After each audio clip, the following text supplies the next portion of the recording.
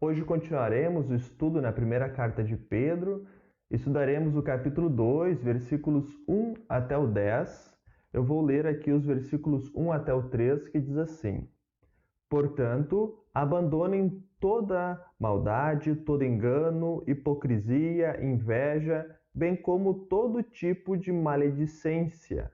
Como crianças recém-nascidas, desejem o genuíno leite espiritual, para que por ele lhes seja dado crescimento para a salvação, se é que vocês já têm experiência de que o Senhor é bondoso.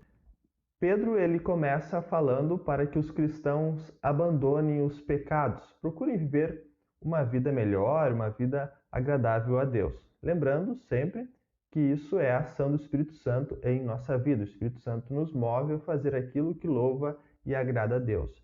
Pedro cita então a maldade, o engano, a inveja. Tudo que Pedro cita são coisas que fazem mal a nós e fazem mal às outras pessoas. A inveja, por exemplo, né? Com a inveja, as pessoas acabam cometendo vários outros pecados e cometendo, então, por causa desses pecados, cometem maldades contra as outras pessoas. Pedro também ele acrescenta a palavra hipocrisia. Hipocrisia literalmente colocar uma máscara, é você viver aquilo que você não é. Bem, nós somos cristãos e, como cristãos, nós procuramos viver desta forma, onde quer que nós estejamos. Nós não somos cristãos apenas em alguns lugares, nós somos sempre cristãos. Assim, então, nós vivemos. E ainda acrescenta a palavra maledicência. Essa é uma palavra que nós não utilizamos com muita frequência. Literalmente, essa palavra significa você falar para baixo. Você, poderíamos dizer, é você falar algo para alguém que derruba o ânimo dessa pessoa. Então, por exemplo, nós podemos saber o erro de alguém. Nós podemos saber que uma pessoa está cometendo alguma coisa, algum erro que não deveria fazer. Isso não quer dizer que nós temos o direito de falar, também de ofender a pessoa por causa daquilo. Ainda ele, no versículo 2, ele diz: como crianças recém-nascidas, desejem o genuíno leite espiritual. Pedro aqui está falando da palavra de Deus, está falando do Evangelho. E a palavra de Deus nos alimenta, nos fortalece. Essa palavra nós precisamos por toda a nossa vida.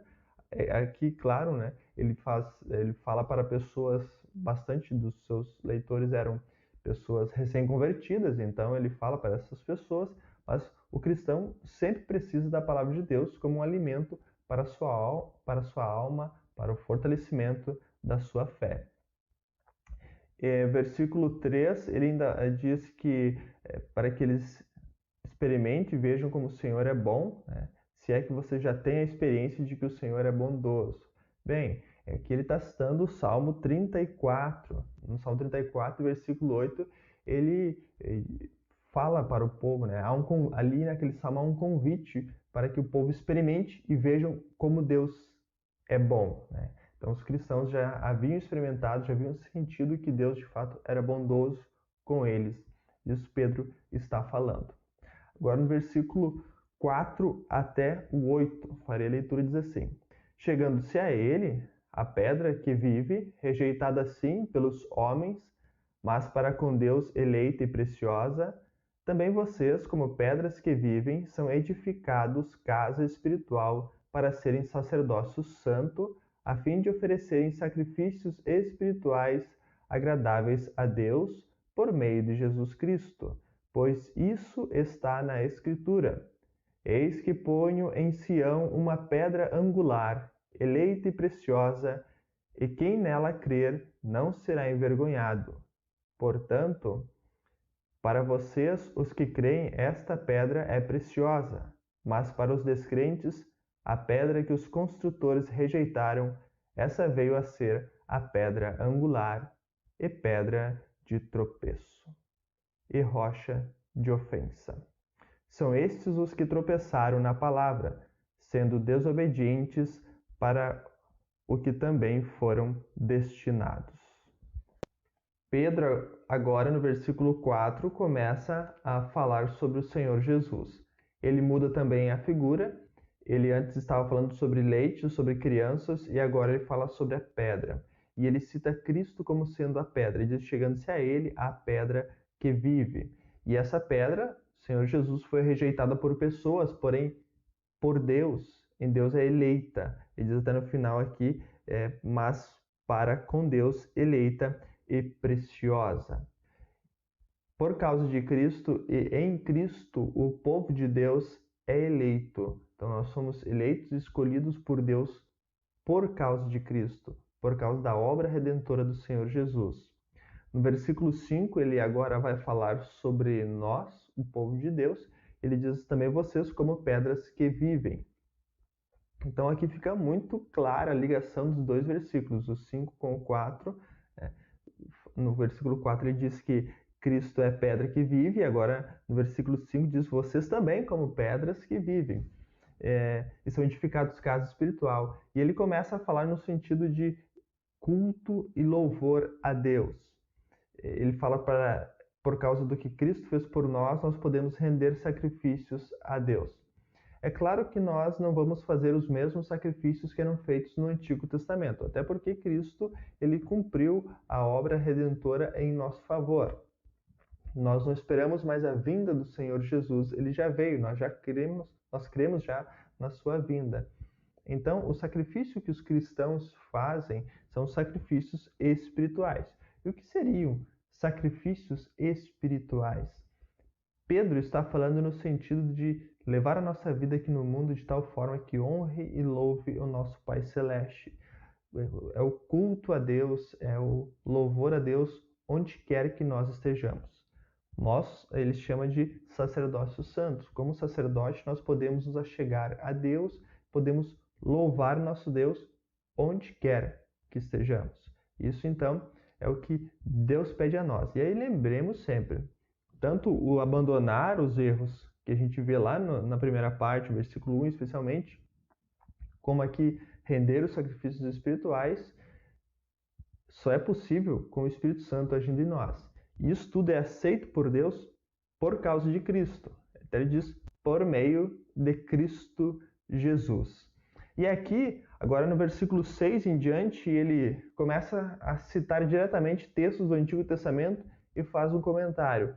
Então, como eu já falei algumas vezes nesses estudos, Pedro ele cita muito o Antigo Testamento. Ele tem um grande conhecimento do Antigo Testamento e por isso ele constantemente está citando o Antigo Testamento. Ele fala sobre alguns que rejeitaram a palavra, rejeitaram essa pedra. E os que rejeitaram, então, são, versículo 8 diz, são esses os que tropeçaram na palavra, sendo desobedientes para o que também foram designados. Então, essa desobediência à palavra de Deus faz com que tropecem na palavra do Senhor. E por desobedecerem e tropeçarem na palavra, obviamente, esses rejeitaram a pedra, rejeitaram a Cristo, rejeitaram o Salvador. Nós vamos continuar agora nos últimos dois versículos desta sessão, versículo 9 e 10, e esse aqui é o ponto alto da carta. Esse aqui é o ponto que Pedro vai falar do que Deus nos transformou. Vocês, porém, são geração eleita, sacerdócio real, nação santa, povo de propriedade exclusiva de Deus, a fim de proclamar as virtudes daquele que os chamou das trevas para a sua maravilhosa luz. Antes, vocês nem eram povo, mas agora são povo de Deus. Antes, não tinham alcançado misericórdia, mas agora alcançaram misericórdia. Então aqui, nos versículos 9 e 10, Pedro ele fala sobre Deus ter nos chamado, mas esse chamado de Deus não é para simplesmente nós vivermos de qualquer jeito. Ele nos chamou para proclamar as suas virtudes. E como é que nós fazemos isso? Como é que nós podemos proclamar essas virtudes? Vivendo de tal forma que mostramos isso para as pessoas. Interessante é que Pedro, em toda a sua carta, ele fala muito sobre testemunho. Nós vamos ver muito ele falando a respeito de mostrar para as pessoas aquilo que cremos, mas raramente ele diz para nós falarmos algo. Normalmente, ou praticamente todas as vezes, ele fala para vivermos de tal forma que mostre o amor de Deus. É claro que Pedro não está nos impedindo de falar. Ele não está dizendo que nós não podemos falar. Talvez Pedro faça isso da forma como faz para mostrar a nós que o viver do cristão ele precisa aparecer. Nós precisamos agir de tal forma que as pessoas vejam o amor de Deus em nossa vida. Então existe na primeira carta de Pedro uns 2 ou 3 lugares que falam para nós usarmos palavras no testemunho, mas na sua grande maioria ele utiliza expressões que mostram que o cristão precisa viver de tal forma que mostre o amor de Deus, mostre a sua fé na sua vida. Então ele diz aqui, Pedro, ele fala que nós somos geração eleita, sacerdócio real, nação santa, povo de propriedade exclusiva de Deus. Notem que tudo que Pedro fala aqui é o que qualquer um quer ouvir, né? Qualquer um de nós quer ser o que Pedro diz aqui, geração eleita, nação santa, e assim por diante. Né? É isso que Deus nos chama. Então, nos versículos 9 e 10, nós vamos começar a ver a mudança que ocorre na vida do cristão por causa de Deus. Deus muda o status do ser humano. Antes o ser humano está perdido, agora ele é a geração eleita. Ele estava condenado, agora ele tem misericórdia, como diz no versículo 10. Antes vocês nem povo eram, agora vocês são povo de Deus. Antes vocês não tinham misericórdia, agora vocês têm a misericórdia de Deus. Então, nisso tudo, nós vemos como Deus muda o status do seu povo. Ele faz de perdidos, traz para ser seus filhos. E note que é tudo Deus. Não é o ser humano que faz isso. Não é o ser humano que busca mudança. É Deus que muda o ser humano e muda, inclusive, o status do ser humano.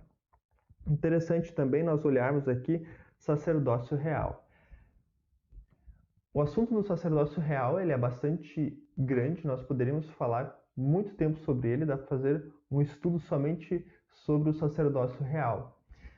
Para não me delongar muito no assunto, um assunto que é extremamente interessante e que apareceu muito na Reforma, eu tenho um texto que eu gostaria de ler, um resumo que eu fiz do que o teólogo chamado Ivar Asheim, acho que é assim que pronuncia, que ele fala a respeito do sacerdócio real. Para mim, ele é o melhor resumo que existe sobre o que Lutero dizia sobre isso.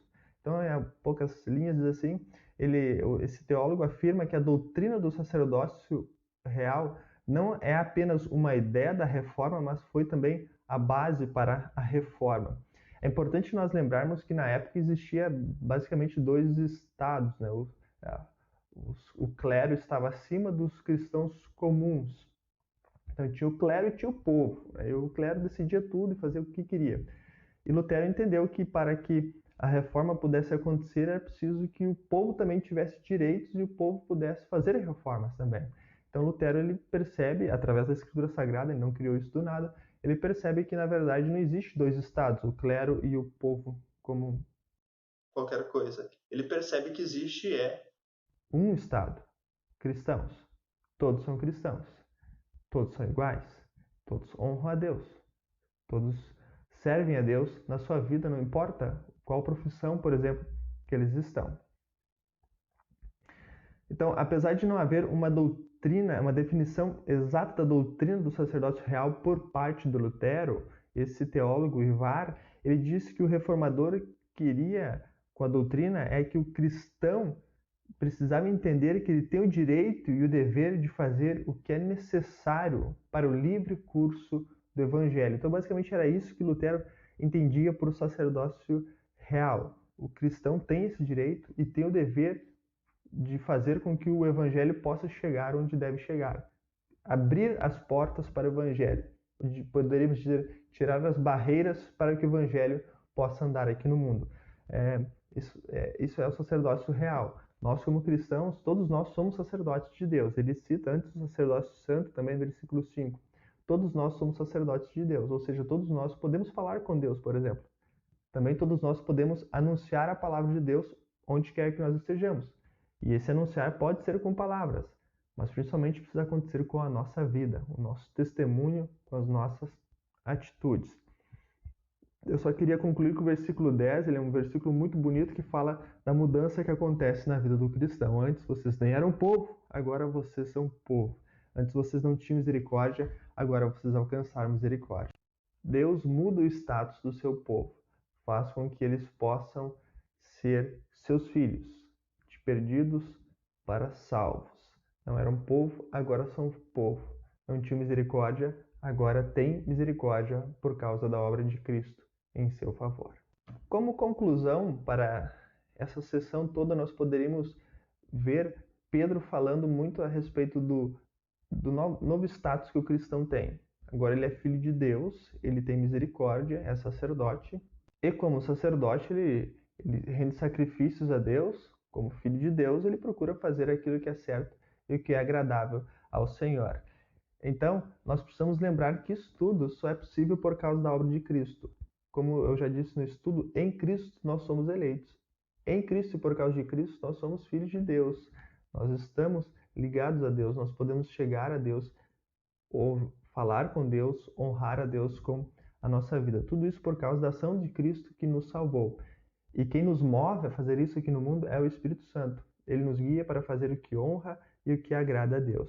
Deus abençoe a cada um, para que de fato nós possamos procurar abandonar os erros, como Pedro cita no início da carta, e procuramos de fato a palavra de Deus para nos alimentar e fortalecer aqui no mundo. E possamos permanecer como aqueles que creem em Cristo, creem e confiam na sua obra, porque por causa de Cristo, nós agora somos geração eleita, nós somos sacerdócio real, nação santa, nós somos povo de propriedade exclusiva de Deus, que antes nós não tínhamos misericórdia, e agora Deus, por sua graça, nos concedeu isso. E assim temos a salvação e a vida eterna. Deus abençoe cada um.